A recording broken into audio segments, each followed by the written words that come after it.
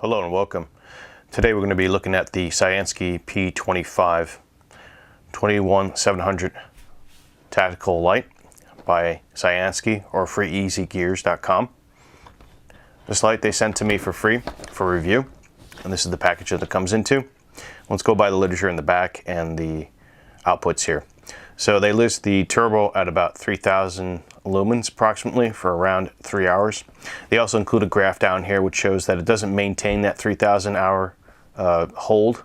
In fact, it probably drops down after about a minute for thermal regulation. This light does include what they call an intelligent chip which controls the thermal output. So going on turbo for 3000 lumens or thereabouts for probably a minute, and then it steps down to some kind of 1000 lumen approximately, in between 1000 and 3000 lumens for about 3 hours, or close to 3 hours anyway. You get a distance of 192 meters. High mode is going to be 500 lumens for around 6 hours or so. That shows here on the graph. I'm assuming that's going to be a little bit less than what their run times are, because these run times are based on perfect real world, not real world conditions. So these are done in the lab usually. Medium is going to be 150 lumens for 24 hours, stated in their labs, and then low is going to be 30 lumens for 150 hour run time. And then you have a flash mode strobe for 1600 lumens for about 4 hours approximately. So you have 4 modes, or rather you have 4 brightness levels, and then you have a flash mode. So this light offers you 5 different things with it. It comes with a P20, the P20 with clip. This is a P25, so I'm assuming that's a spelling mistake on their end. A holster lanyard, BL1826 battery. I'm not sure what that designation really means. O-ring, spare tail cap, manual, and warranty card. Okay, I've taken apart the box here, and it comes in the plastic housing, plastic box, manual. It does come with some a spare O-ring and a spare rubber boot for the tail switch. We also have a USB-C cable for the battery inside. We have a lanyard, which is adjustable here via this fake leather material, and the loophole here. And we have a holster which does not fit this light very well at all. So they definitely need to redo the holster inclusion in here. This is feels very cheap, the material, like something you would find at a dollar store. So I would recommend an upgrade to the holster immediately. Other than that, the light feels pretty solid. Some information here, we have a Cree XHP 70.2 luminous LED. I don't know if you guys can see the LED in there, but it's got an orange peel reflector. We have a glass lens with anti-reflective coating on it. And then we also have a 5000 milliamp hour 21700 lithium ion battery with an internal charging circuit inside, USB-C compatible. It's made of hard anodized aluminum, type 3, anti-abrasive finish.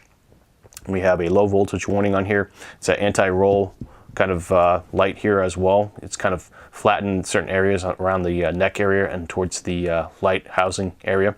We have a clip here. This is a small clip. I would not personally be using this clip for a pocket carry, but on molly gear, the retention seems decent enough. It's got a nice hard retention right here, so that's good. It's also clip on and clip off, so you can take it off the light if you don't want to keep it on the light. We have a metal button in the front here which changes the modes, and it also allows access to strobe via holding down the front button for over a second. Not the best UI for a strobe mode light. I would like to see a more UI friendly access on the rear tail switch cap here. Moving along, it's IP68 waterproof, a drop impact resistance of 2 meters.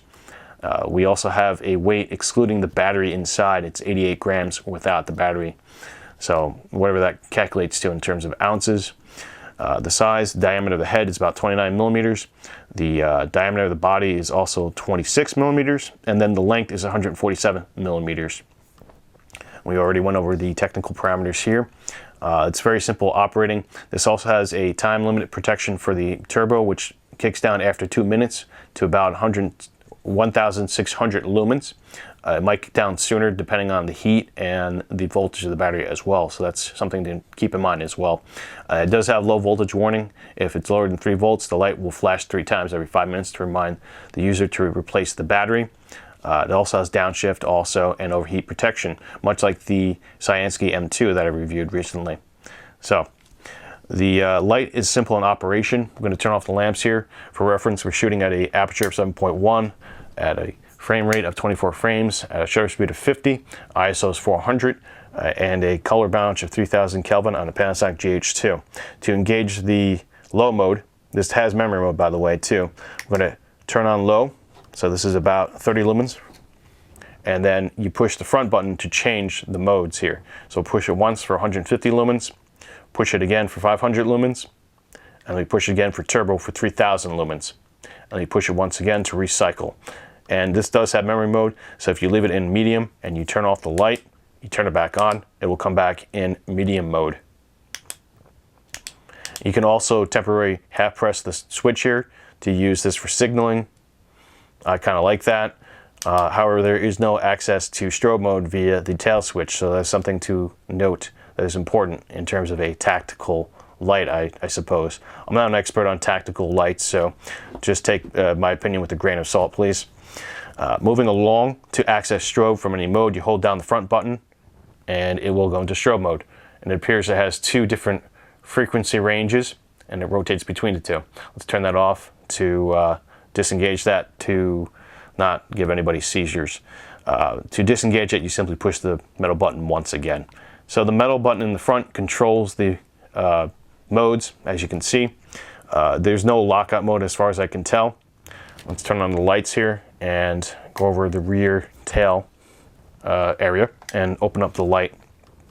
To turn off the light, you simply click once in the rear tail cap here.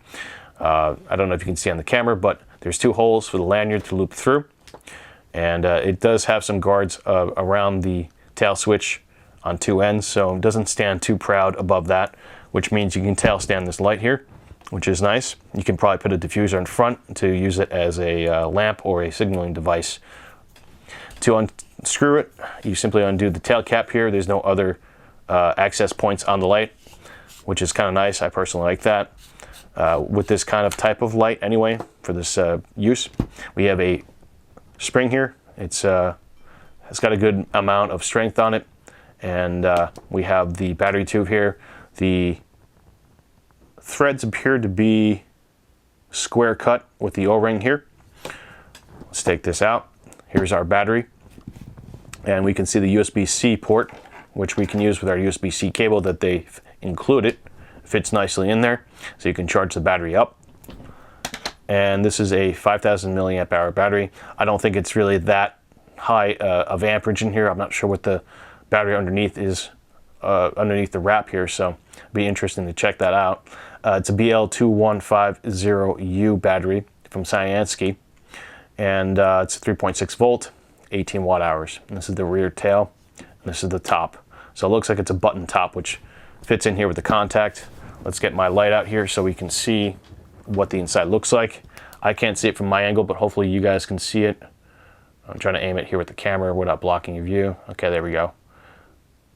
So it appears decent made, and it looks like you will need a button top to reach that contact point inside the head there.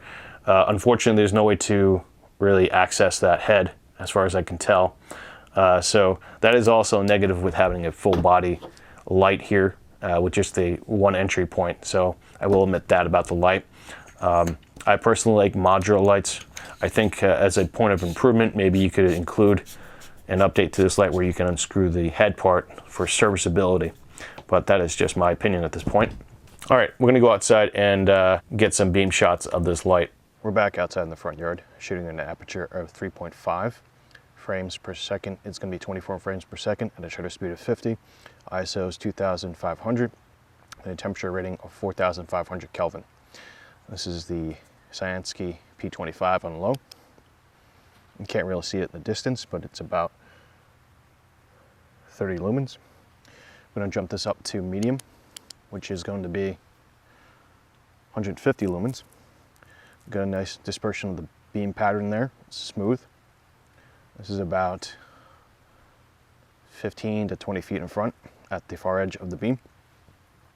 And this is going to be high mode at 500 lumens. And you can see the tree stump back out there. It's about 40 feet away.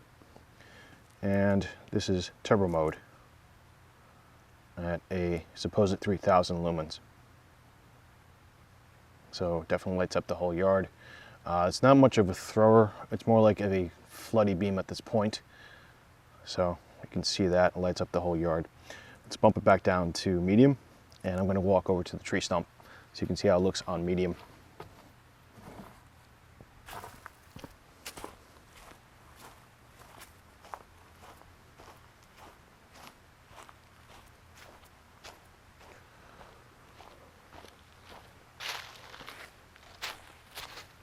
Okay, I'm at the tree stump here.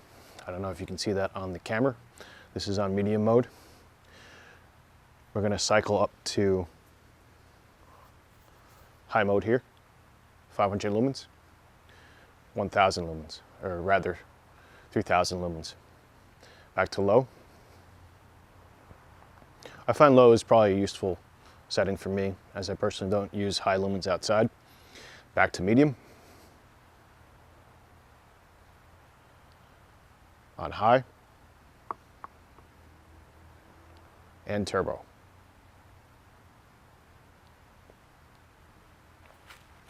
Back to medium.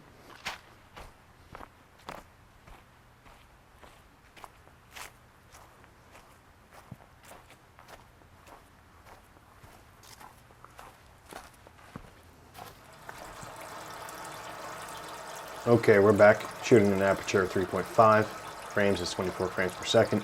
ISO is 320 and a temperature rating of 4,500 on a Panasonic GH2.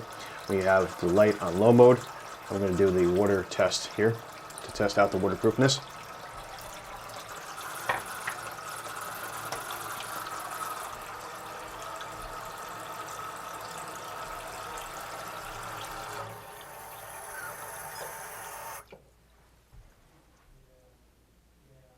The light appears to be stable.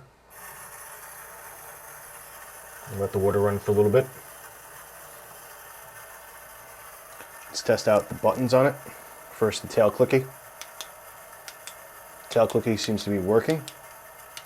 Let's try the modes.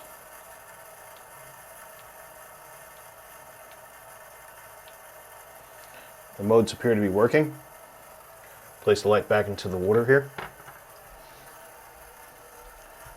And it appears the light is waterproof. We're back shooting in an aperture of 3.5 and a frame rate of 24 FIPS with 50 shutter speed, ISO is 500 at a temperature rating of 3000 Kelvin on a Panasonic GH2, doing the drop test.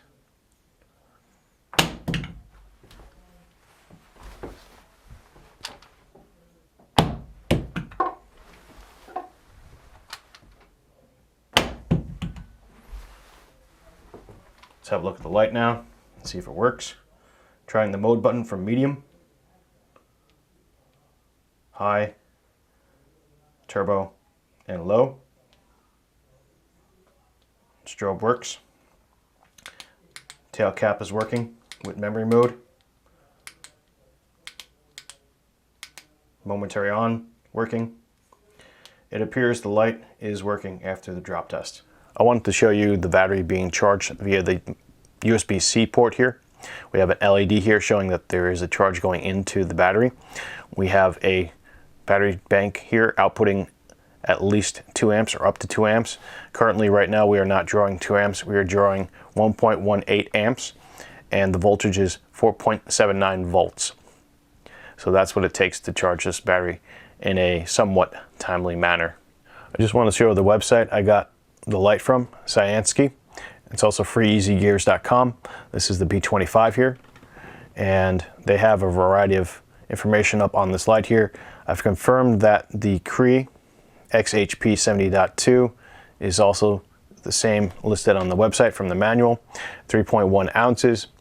We also have a description of the runtime and the type of batteries that it can take right here. So it uses 21700 and or a 18650 and or two CR123A batteries.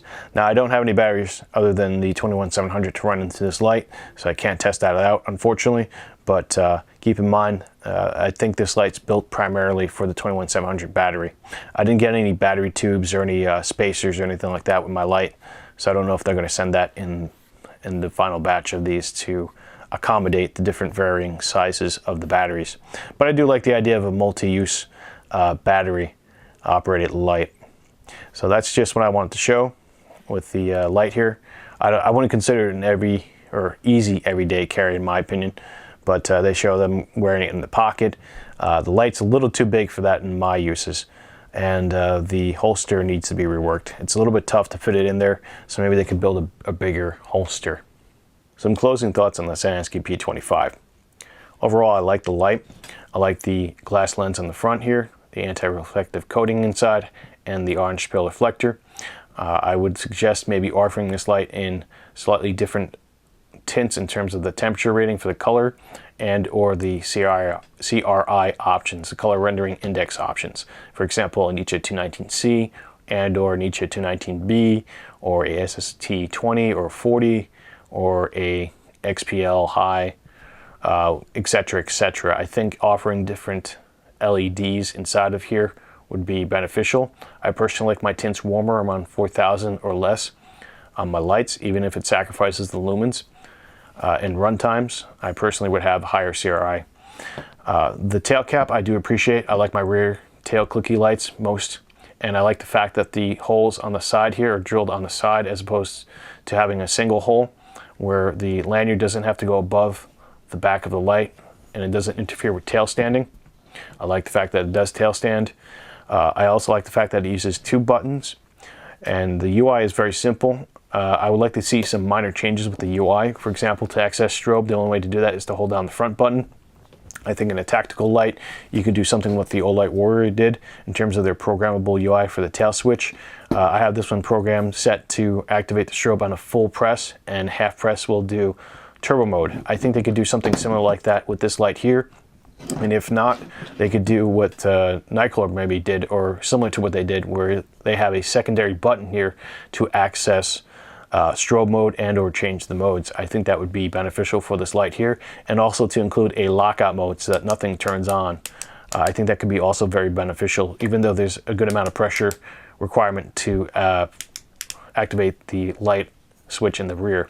I also would like to see what I've seen in some Nightcore models and other light models. They have a secondary auxiliary light inside of here embedded into the reflector.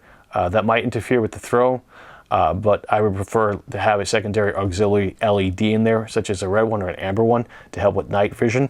I don't know how practical that would be in a tactical light like this, but it would be interesting to see something similar to that being used here as well.